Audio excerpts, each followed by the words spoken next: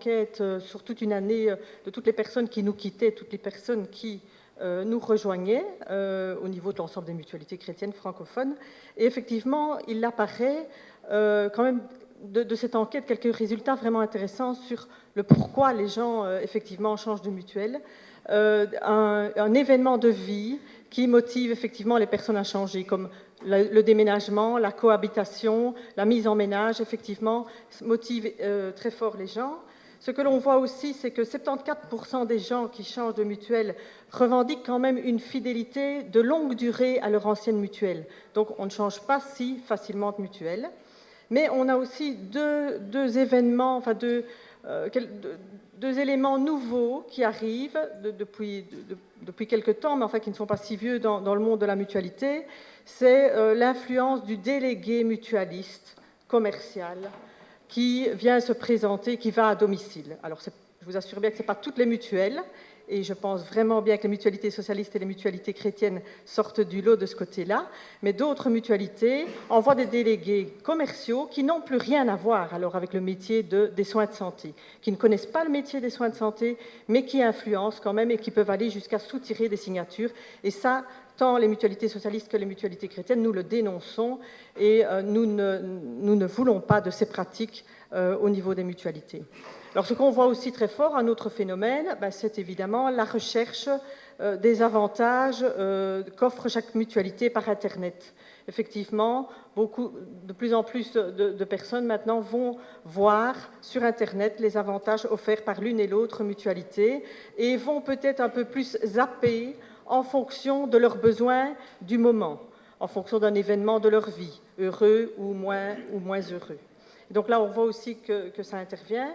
Et alors, juste encore un petit mot sur la solidarité, vraiment, parce qu'on pourrait penser qu'effectivement, à l'heure actuelle, vendre la solidarité, ça devient très compliqué, mais on remarque quand même que 40% des personnes qui nous rejoignent viennent aussi pour une assurance hospi qui est solidaire.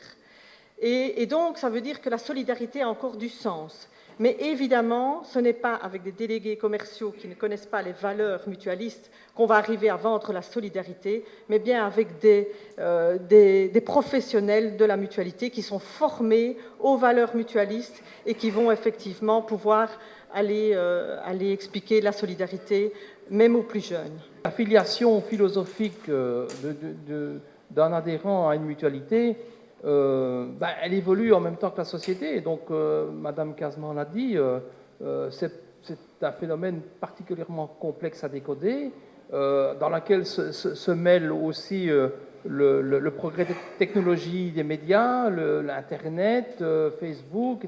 Est-ce que demain, les mutualités doivent être sur Facebook pour proposer la solidarité? Il y a tout ça aussi qui vient en ligne de compte. En tout cas, ce qu'on constate, c'est que l'affiliation philosophique de parent en parent, ça s'estompe très nettement, surtout chez les jeunes.